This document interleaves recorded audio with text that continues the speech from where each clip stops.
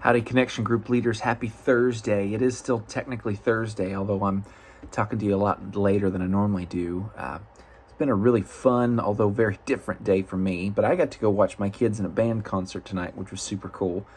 Cadence and Zion got an award, by the way, which was really neat too. So if you see him, give him a high five.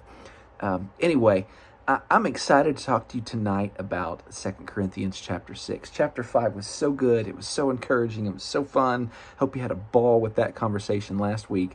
But now we jump into chapter 6, and right out the gate, Paul hits us with the pretty sobering statement. He says, yeah, you get to go to heaven someday, and that's beautiful. You get to go to heaven because of the grace of Jesus. But verse 1 says, don't let the grace that you've been given be given to you in vain.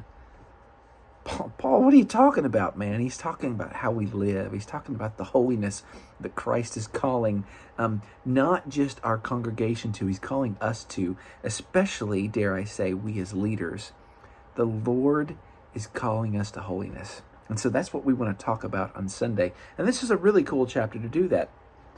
I would just point out to you, there's a pretty systematic flow to this, and I hope you caught this certainly from the lesson. It's a good lesson in the curriculum, but really just kind of follows. He says, hey, don't let the grace that you've been shown be shown to you in vain. And then he dives into some of the things that he and his team has endured. And at first it sounds like he's kind of bragging on himself, but I wouldn't receive it in that way, although it is, and it's impressive, the stuff that Paul and his team has dealt with. But think about it in these terms. James chapter 2 says that our faith is supposed to display works. Faith is what saves us. Works do not save us. However, works are the automatic result of our faith. A person that's truly saved is going to live differently. They're going to serve differently too.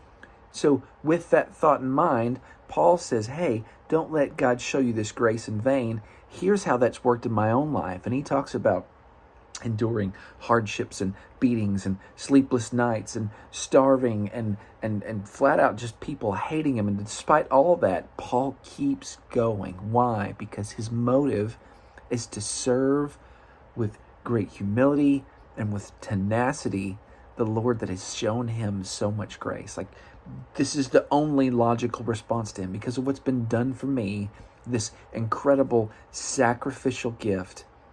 My only response is to live sacrificially. And so maybe the question to ask your class would be, I know you're here and I know you love Jesus, but like, are you loving the Lord sacrificially?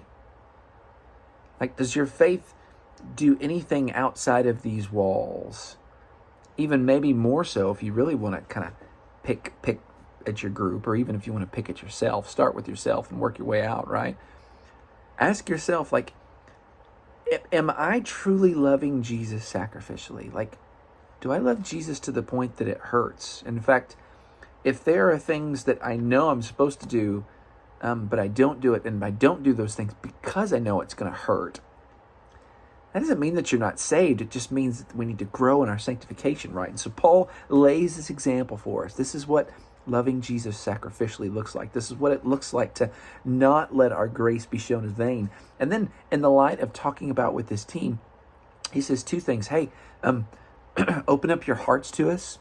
And he's not saying that just as like, hey, we do all this stuff for you, so be our friends.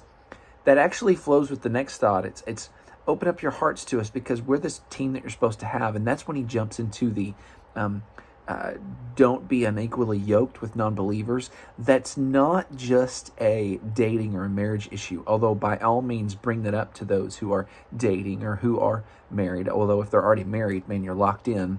Paul talks about that in another book we're going to look at later on this year. But bring up the fact that it's also supposed to be in just how our main relationships work. If your best friends, the people that you confide in and rely on the most, are not believers, you're doing it wrong. This goes back to the circle that you're in right now, the church. These are the people that we're supposed to be relying on. And this is why we open up our hearts to one another. Number one, because following Jesus means that we're going to endure some really, really hard stuff, so we need each other. But number two, we can open up our hearts to one another because we're all dealing with this issue. And at the end of the day, Jesus himself said, hey, when you love one another, you prove that you're my disciples. This is how all this flows together. So our loving one another is proof of our salvation. It's one of the ways that we show that our God's grace has been shown to us. It's not in vain. And also the things that we're willing to endure for Christ's sake shows, again, it's not a vanity issue. We genuinely love the Lord. So I'd say this to your class. Are you pursuing holiness? I didn't say, are you pursuing doctrinal purity, although doctrinal purity matters. I didn't say, are you conservative enough politically, although political stuff matters greatly. I'm not even saying, are you well-liked in your community, although that's awfully helpful. Are you genuinely pursuing holiness? Holiness in the sense that God is changing you inwardly. I was talking to the students about this week. God is changing not only your actions, but the way that you approach your actions. Like you're willing to endure hard stuff like this, even with great joy, like Paul describes, because of the grace you've been shown. Guys, we love you. We will see you Sunday morning. Have a great weekend. Bye.